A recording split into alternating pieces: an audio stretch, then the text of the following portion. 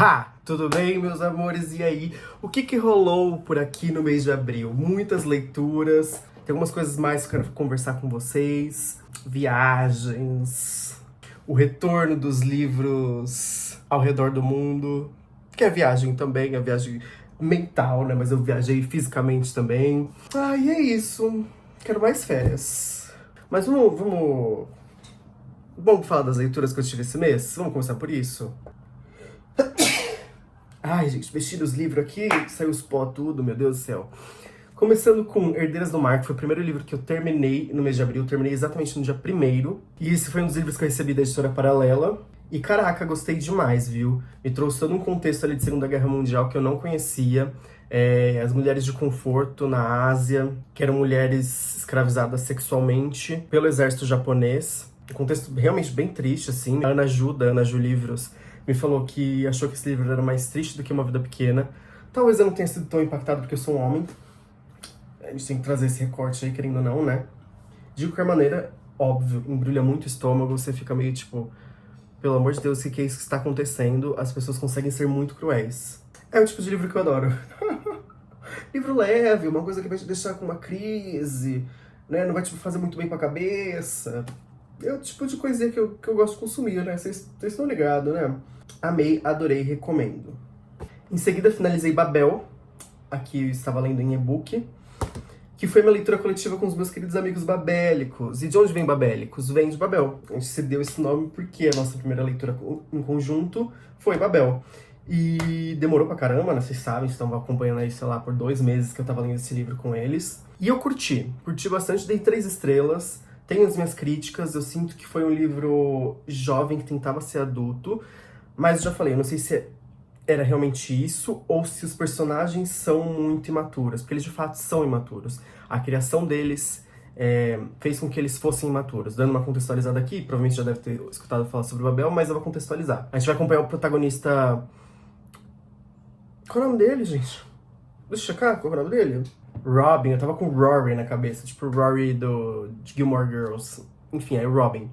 A gente vai acompanhar esse protagonista, ele é um garoto chinês, e logo ali na infância a família dele morre, e ele é resgatado por um inglês, que vai entrar ele na história como salvador, oh meu Deus, vou te dar uma vida brilhante, vamos lá.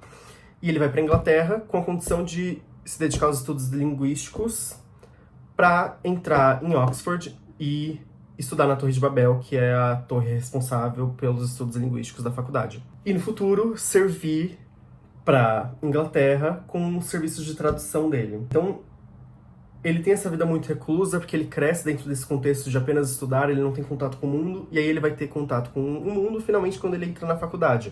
E ele tem os amigos dele, que são a Larry, a Victoria, e o...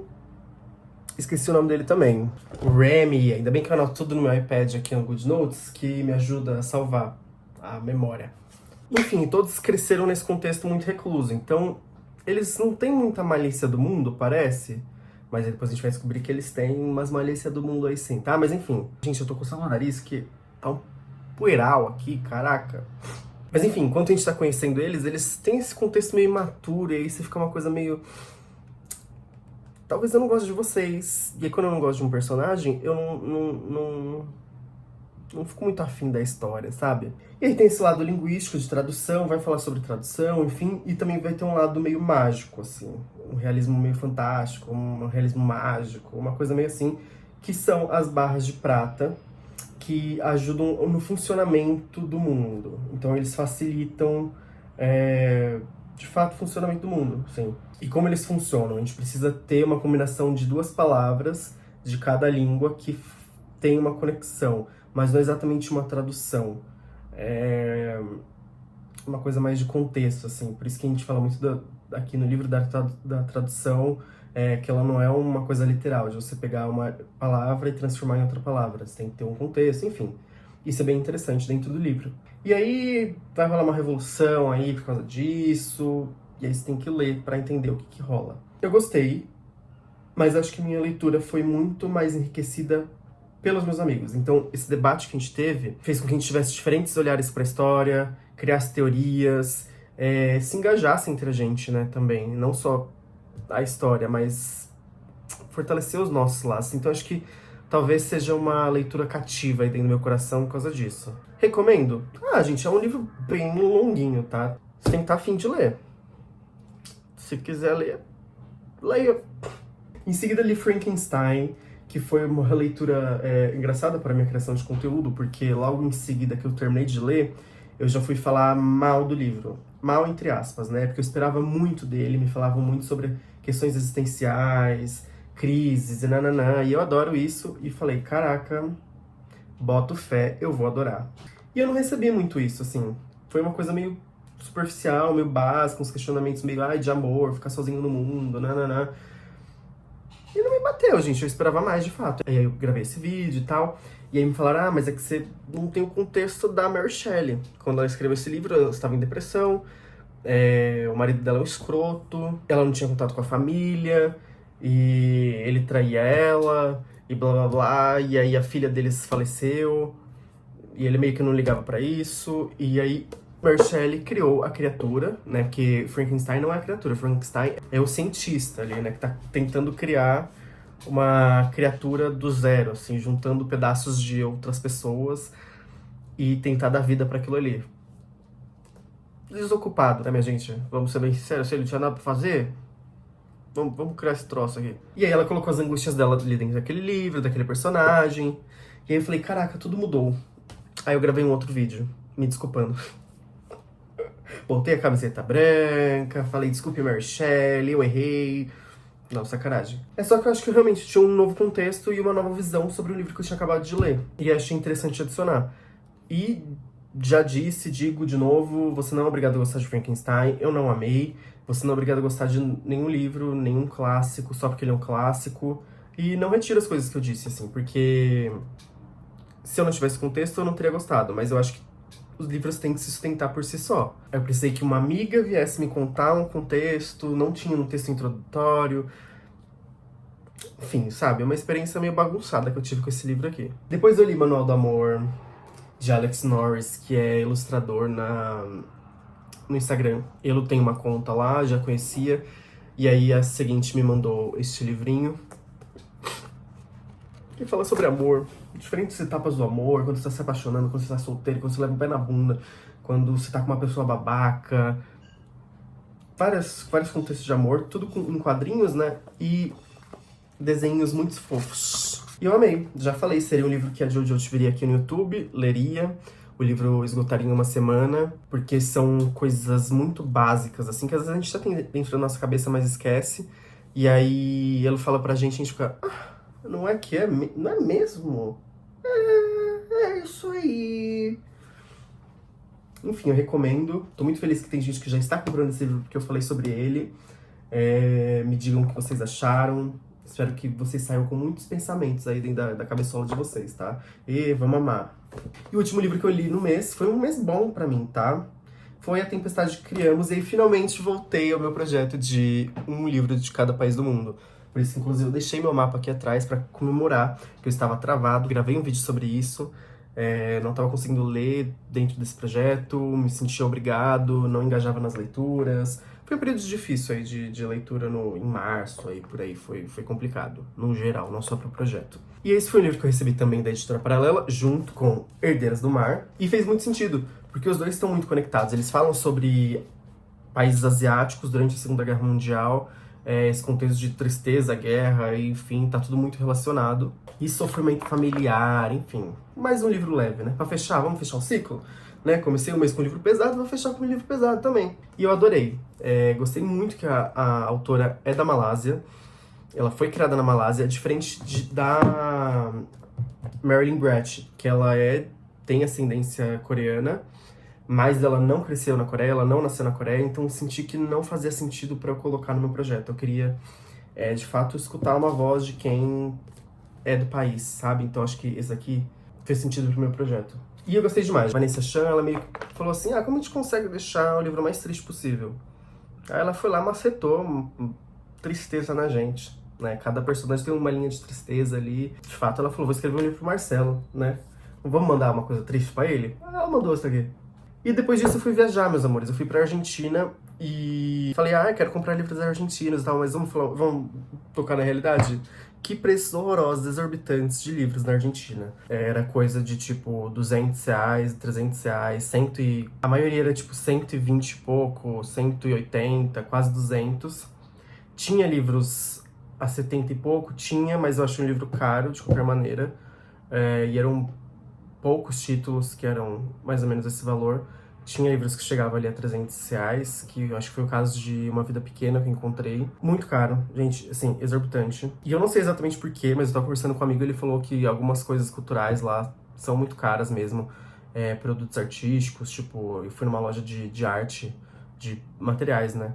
E também, assim, preços ridículos, que você ficava, tipo, um negócio de pastel, mais de R$ 1.000. E eu não sei exatamente como funciona isso daí. E aí eu sei que eles têm aquela lei que estão tentando implementar aqui no Brasil do preço mínimo dos livros. Eu acho que é isso que faz os livros ficarem caros lá? Eu acho que não, tá?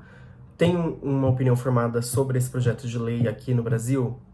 Ainda não tenho. Para tentar contextualizar bem por cima, para quem não tá por dentro, primeiramente, eu recomendo vocês assistirem um vídeo do Paulo Hatz, que ele fala sobre isso. Ele se aprofunda um pouco mais. Tudo que eu aprendi pelo vídeo dele. Mas basicamente estão tentando implementar essa lei que cria um valor mínimo para os livros. Então, Paralela vai lançar A Tempestade que Criamos, ela tabela o valor X, sei lá, R$ 70. E todos os livreiros, todos os e-commerces precisam colocar este livro a R$ 70 por no mínimo 12 meses. Depois de 12 meses eles podem ter um reajuste, enfim. Prós e contras. Prós: as editoras teriam um pouco mais de controle sobre o valor dos seus livros. A gente não teria um monopólio de e-commerce, né? Eu acho que a mira realmente é a Amazon nesse caso, que consegue colocar livros aí a valores muito mais baixos do que as editoras, do que as livrarias, e conquistam o público. Eu mesmo, gente, vou ser muito sincero, a maioria dos livros que eu compro vem da Amazon. Quando eu compro online, né? Se eu vou numa livraria, eu compro na livraria ali mesmo. E aí seria para deixar o jogo um pouco mais justo, né? O lado negativo, temos vários talvez aí.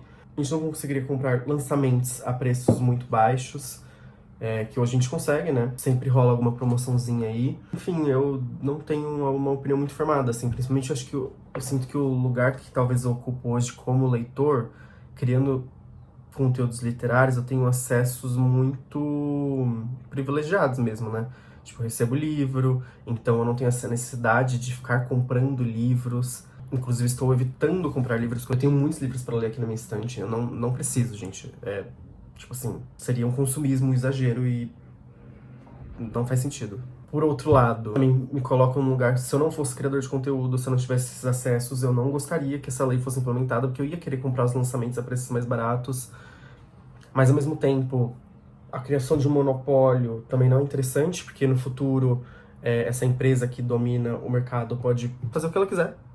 E se a gente for reparar, hoje a gente já tem muitas regras que foram impostas por esta empresa monopólio, né? E, enfim, não dá muito pra prever o futuro, não dá pra saber o que vai acontecer ou não. Enfim, passei por cima desse assunto, se vocês quiserem aprofundar, vocês aprofundem. Realmente não tenho posicionamento, gente. Não sei se é bom, se é ruim. Mas vamos que vamos, né? A gente vai fazer o quê? Se for implementado, bora. Se não for, bora. Parar de ler, que a gente não vai parar, né? E aí, voltando pra Argentina, eu falei, pô, vou ler várias coisas, vou comprar várias coisas. Não comprei. Fui num sebo que eu encontrei este livro aqui, que é Vida de Club. Não sei falar muito. Espanhol não é muito minha língua, não, tá? Vida de Club. É Vida de Clube, tá, gente? Tô enchendo o saco. Do Ricardo Gonzalez, que ele é um argentino. E, o que fala, Marcelo? Não sei exatamente, não, tá? Mas são amigos ali que jogam no clube de futebol. Creio que é futebol, né? Pela capa. E aí eles vão passar por questionamentos da vida, blá blá blá. Perguntaram se é um livro gay. Eu não sei, mas eu queria que fosse, tá? Eu queria que eles pegassem. Queria sim. E aí, quando eu abri, ainda tinha uma dedicatória. Tá escrito a Daniel, para Daniel, com todo carinho, para reviver as histórias de Uma Vida de Clube. E uma assinatura que eu não consigo enxergar. Talvez esteja escrito Marcelo aqui, eu não sei. 6 de 2016. E se eu não me engano, esse livro foi 2.000 pesos, que dá R$ 10, alguma coisa assim. E aí é muito doido. Você vê que um livro de 2.000 pesos, ele é possível ser comprado num sebo, enquanto numa livraria, inclusive eu fui no Ateneu, que foi considerado o segundo a segunda livraria mais bonita do mundo pelo The Guardian, acho que em 2008, sei lá, alguma coisa assim, não lembro o ano. E é realmente lindo, era um teatro, depois ele passou a ser cinema, depois de cinema ele virou essa livraria. E lá os preços são ridículos, né, gente? Já imaginava que seria caro, porque é um ponto turístico. E aí, sei lá, o livro mais barato era 11 mil pesos, que deve dar um pouco mais de 50 reais. 60 reais, sei lá, alguma coisa assim. Que é um preço ok até, né? Mas é isso, são livros muito específicos, assim, muito... Eram poucos títulos com esse valor. Aí tinham livros de 23 mil pesos, que a gente vai pra, sei lá, 120 reais, alguma coisa assim. Livros de 40 mil pesos, que aí é mais de 200 reais. Então, tipo, é muito doido, assim, esse range de valor de livro, sabe? Ele sai lá de 10 reais e vai a 300 e pouco. Mas enfim, saí com um livrinho só, tá ótimo, nem precisava tanto assim de livros, né? Eu queria comprar o livro da Camila Sousa Bichada, queria, mas tava muito caro. Falei, ô meu amor, te desejo tudo de ótimo nessa vida, mas eu não vou comprar, não tem como, não tem esse dinheiro. E aí, entro também na questão, estava viajando, não postei durante 7 dias, pensei, ferrou, meu engajamento vai cair, vou perder seguidor. E como a gente é ansioso, gente, porque os meus números cresceram de seguidor, eu continuei ganhando seguidor, quase não perdi seguidor. A galera ainda engajando, consegui criar conteúdo da mesma maneira nos stories ali, falando sobre livrarias na Argentina, que é... Gente, tem livraria a cada esquina lá, isso é incrível. Que diferença de São Paulo, infelizmente. Mas os preços, né, muito caros. Vocês engajando, curtindo, fiquei feliz com isso. Voltei, agora estou postando o que eu tenho para postar e tá fluindo. Então assim, se dá um tempo, sabe? Vai curtir sua vida também, não precisa ter ansiedade não. Tá bom? Então tá bom. E aí, ontem comecei a escutar meu primeiro audiolivro, gente. Tô escutando Evidências de uma Traição, da Taylor Jenkins Reid, também da Editora Paralela. E... não sei, né? Eu tenho um pouco de preconceito com o formato audiolivro e... acho que não vai ser esse que vai quebrar meu preconceito, não. Não tô gostando muito da narradora. O narrador é até que bom, que intercala entre um homem e uma mulher. E, sei lá, mas eu venho falar sobre isso no mês que vem, quando eu terminar de escutar, tá bom? Falta 1 hora pra terminar. Acho que é isso, gente, meus amores. Acho que não tem mais nada pra falar sobre o que rolou neste mês de abril. Um beijo e a gente se vê no próximo mês, provavelmente.